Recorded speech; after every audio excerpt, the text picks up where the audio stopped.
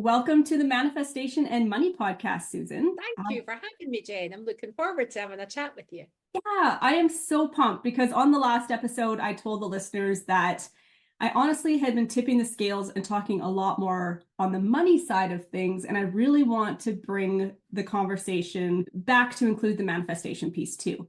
And I feel you're the girl for that. So I would love you to introduce yourself and let the listeners know who you are and what your story is. Absolutely.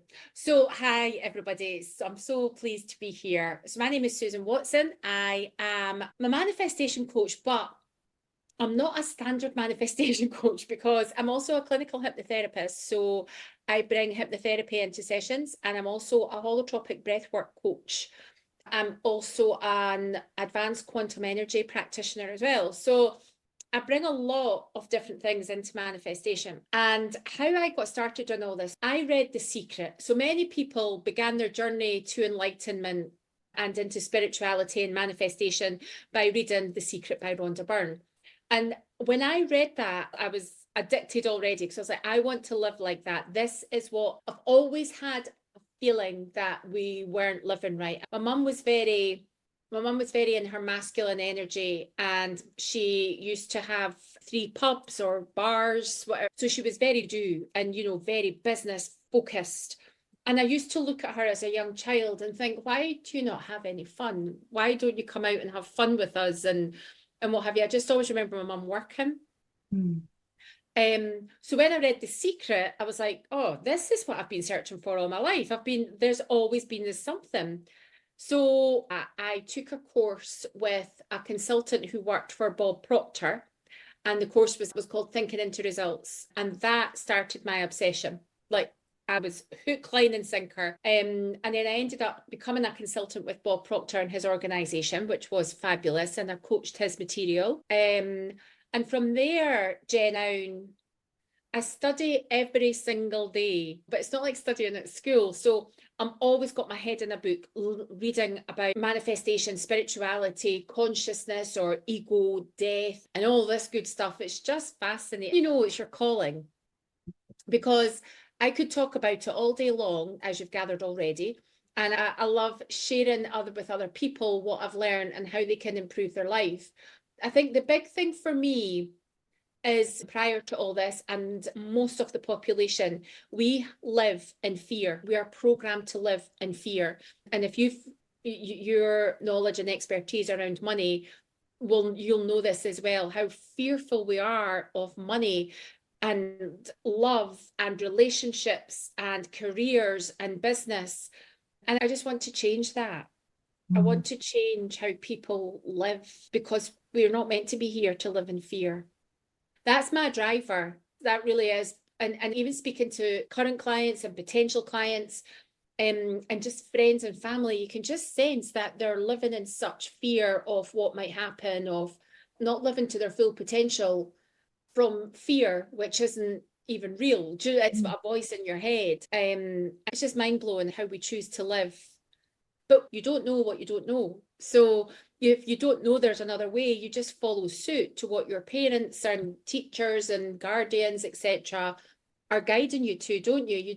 I would never have questioned my mum that this was how life was. This is just how life is, and we accepted it and got on with it. Yeah, that's so true. And I love that you are a Bob Proctor consultant, because I was never able to attend his events live, because he did live here in Canada, but I was able to attend virtual events of his, and I attribute a big piece of my own mindset shift to his material.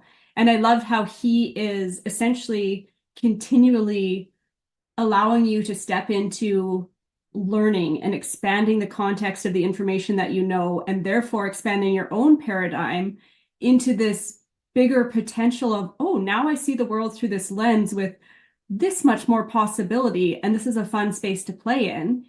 And you did touch on a big piece there, that fear-based thinking that, especially since COVID, the world kind of contracted and shrunk into this place of fear-based living, in a sense. And the world is slowly coming back out of that. But how do you think people can shift from that fear-based mentality into a place, into just a better headspace overall. I think for me to move out, because my mum's still alive and well, but she worried. And I remember saying to my mum as a child, you know, why do you worry? And she said, oh, it's just who I am. I would worry if I just wasn't worrying. And I was just like, but why would you do that? However, that got a grip of me. So I then became a worrier because I thought that's what adulthood was all about. We just worry, and that's what we do. So I became that version, like I became my mum, which is what we do. We become the people that we spend so much time with, including our parents. So I was extremely fearful. I didn't know at the time, but throughout my whole life, I was extremely fearful. And then just over about 3.5 years ago, maybe slightly longer, I was diagnosed with PTSD. I used to be a human resource manager. I actually made myself redundant from a position within human resources. And I decided I wanted to work with dogs because I love animals, love animals. So I thought I'm going to retrain to be a dog groomer. So I did. I'd done lots of training. And then I opened up a studio in my back garden and launched a dog grooming studio. And then within 6 months, I was fully booked and it was booming. It was just going so well. I was in the kitchen with my now ex-husband and we were having coffee and he was saying, right, I'm going now. That's me. I'm away. And I was like, okay, where are you going? No, I'm leaving. I was like, where are you leaving to go to? And he's like, no, I'm leaving. And I was like, but are you going to the gym? Are you going to your mum's? Where? And what he meant was, no, I'm leaving the marriage, the house, the dogs, the businesses, everything. I'm leaving. And that really, even to this day, I did not foresee that coming. Not one bit. Nothing. So that started a bit of a downward spiral for me. I was in deep fear. I was fearful of everything, as you can imagine. I was fearful of my home, my business. We've got the 2 dogs, and I was just like, I'm not sure what do I do, how, why, when, and where. I was in such a fearful state. And I think when you stay in that state for a long time, it really does affect your nervous system. So I needed to regulate my nervous system. I've studied a lot of Dr. Joe Dispenza. Have you heard of Dr. Joe? Yeah. I've studied a lot of his work, and I knew that my mind and body had to make this connection. And I couldn't just work on my mind because my body would then start to control my mind and the thoughts would start making connection with my body. And so my thoughts, although I was controlling my thoughts as much as I could, my body was still determining a lot of the thoughts. So there was a period of about a year where I was in deep fear and my body, I was an absolute wreck. But I also knew from my training with Bob that I needed to sort this out. Otherwise, it was going to cause a lot of dis-ease in my body. And I just thought, I'm going to make myself ill. And that's a saying that I've heard so much growing up is, you need to stop this, you'll make yourself ill. And I just thought, I really am going to make myself ill. But I knew it wasn't just thinking about my mind or thinking about my body. I had to get the 2 of them together. And that's when I came across holotropic breathwork. And that's quite a different type of breath work. When I first done my very first session of holotropic breath work, I hadn't researched it. I just thought, yeah, I'm going to do that. I was very keen on yoga at the time. So I thought, oh, we'll be sitting, just chatting. It'll be lovely. We'll do some nice breathing and I'll calm everything down. And it's not, it's the opposite. It's quite aggressive, if you like.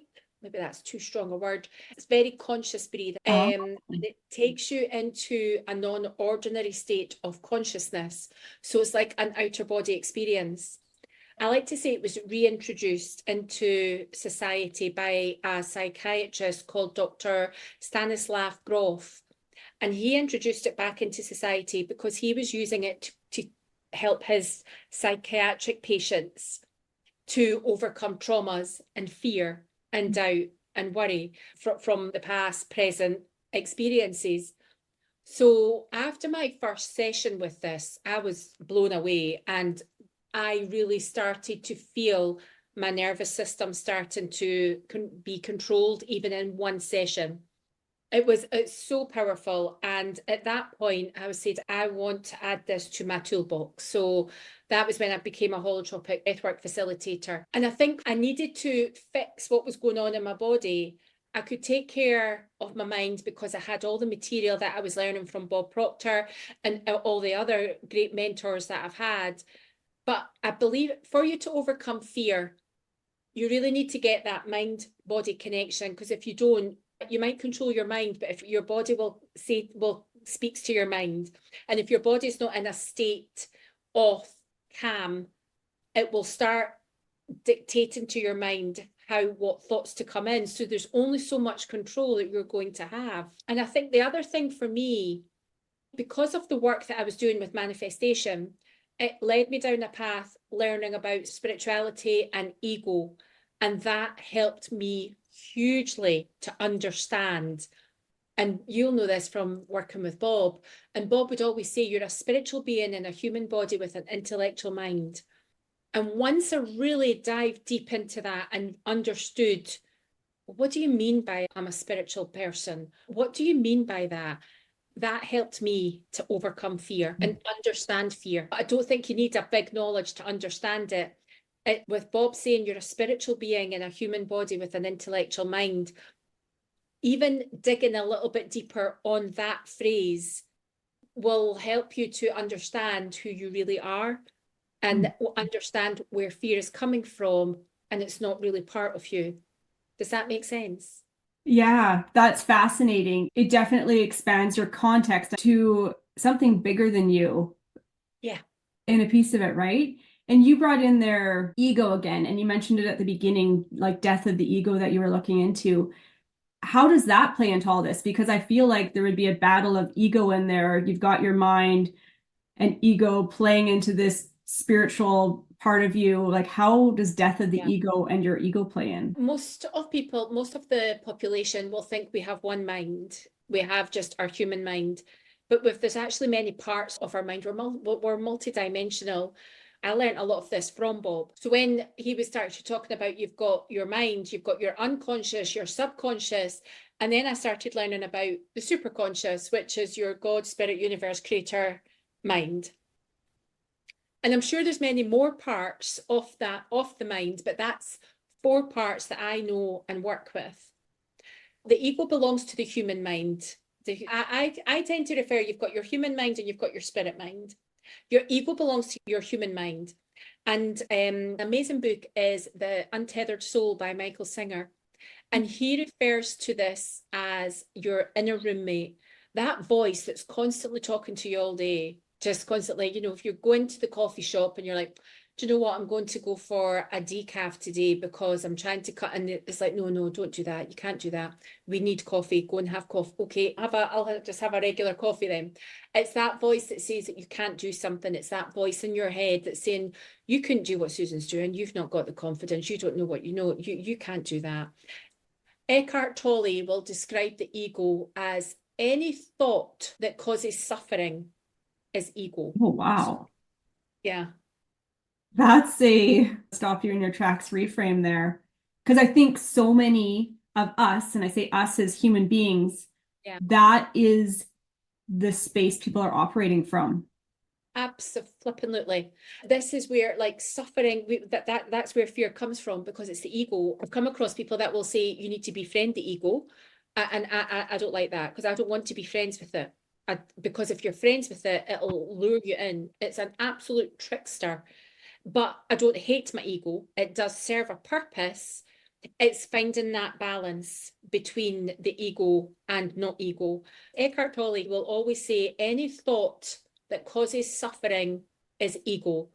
Therefore, a lot of your thoughts are coming from ego. And the way that I see it is thoughts come from the mind, and the mind is part of your body. So when my body dies, so does my mind. Therefore, so do my thoughts. Therefore, that's coming from my human.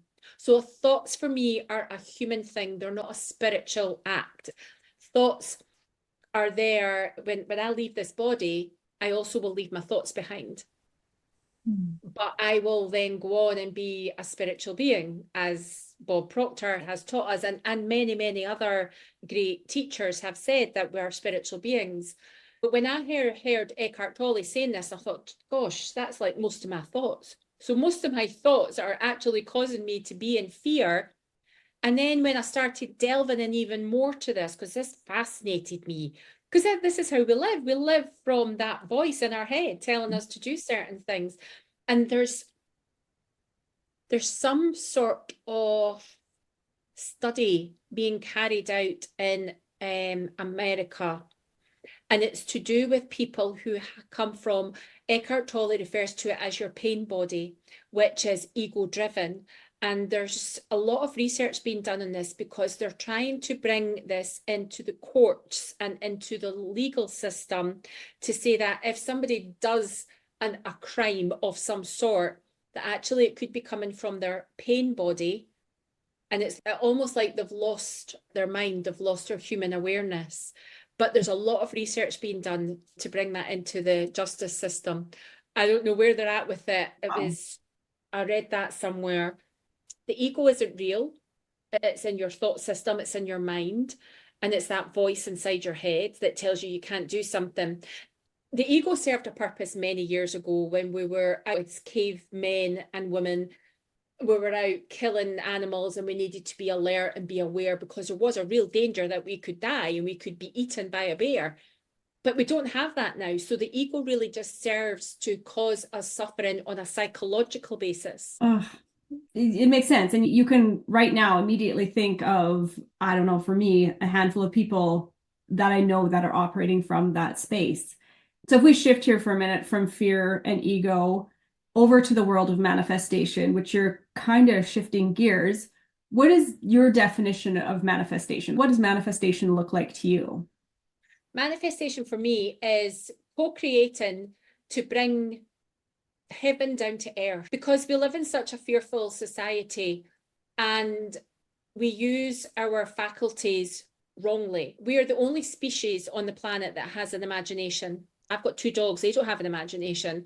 I've got plants, and any other species doesn't have an imagination.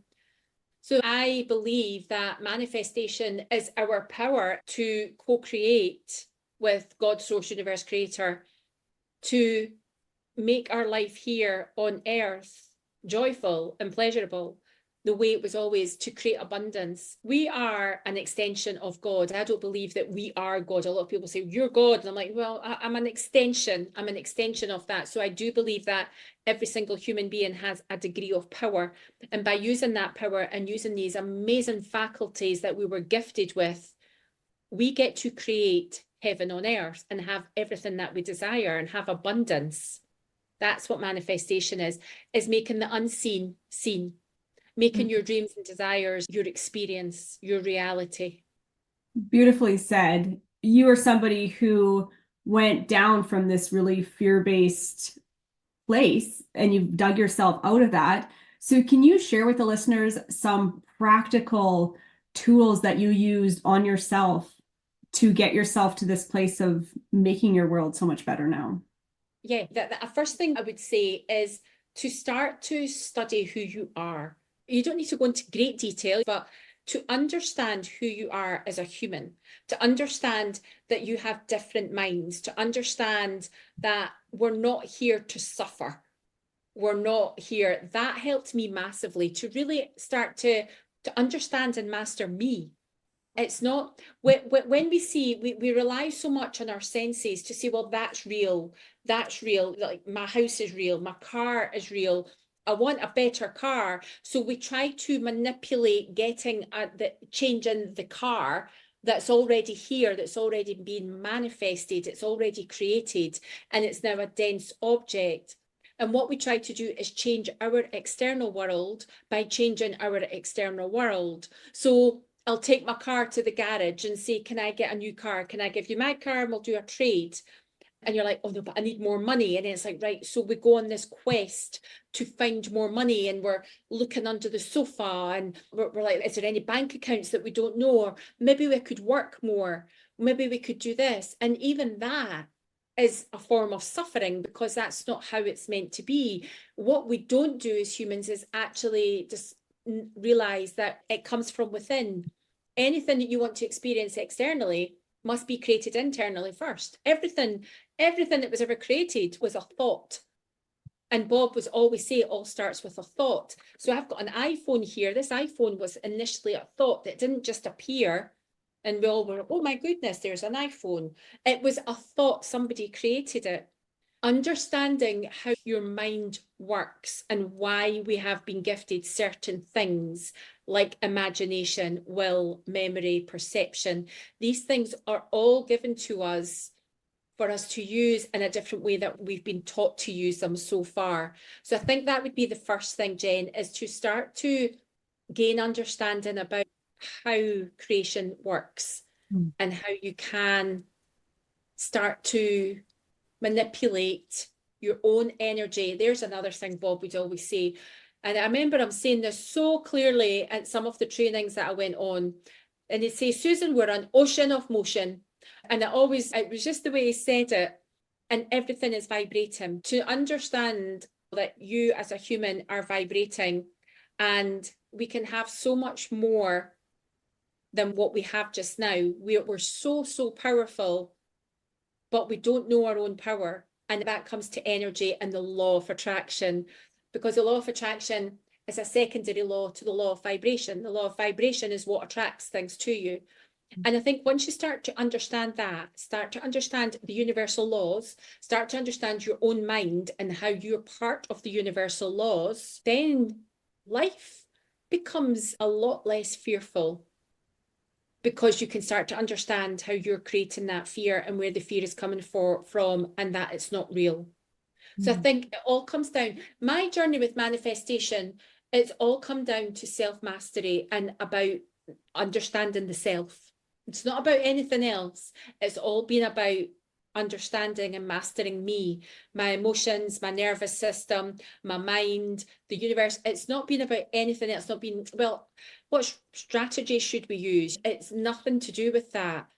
Even in business, I don't believe that we should learn a strategy to grow a business without you having a different self-concept.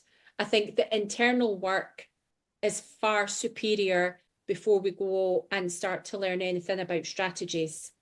That makes sense. And you said something there that I jotted down here, which is we don't know our own power. Take ownership of that. We don't know our own power. And you say you go down this path of self-discovery. So what are some books or resources you'd recommend people look into that have worked for you to go down that path of self-discovery? So many. So anything by Neville Goddard. The first book I read from Neville is called The Power of Awareness. And that book is absolutely tremendous. I still read that to this day. But he has a number of books. And if you were to pick any of them, it would blow your mind. So any of the books by Neville Goddard. Marianne Williamson, A Return to Love, is a fabulous book. There's a famous quote from that book. Our deepest fear is not that we are inadequate. Our deepest fear is that we are powerful beyond measure. It is our light, not our darkness, that most frightens us. We ask ourselves, who am I to be brilliant, gorgeous, talented, famous?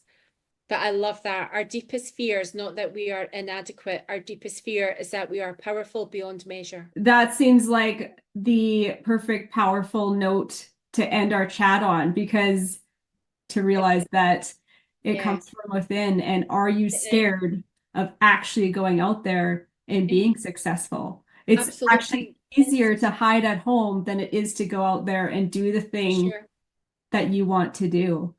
So where can people reach out to you, Susan, online and find more of your wealth of wisdom? So I am mainly on Facebook. I do have a website, which is called thebreathalchemist.com, but it's not great at the moment. So the best place I would go is to Facebook, because that's where I post every single day on there to programs that I'm launching or how you can work with me, as well as give people lots of free access to me as well. Okay, lovely. I will link that into the show notes so people have easy access to that.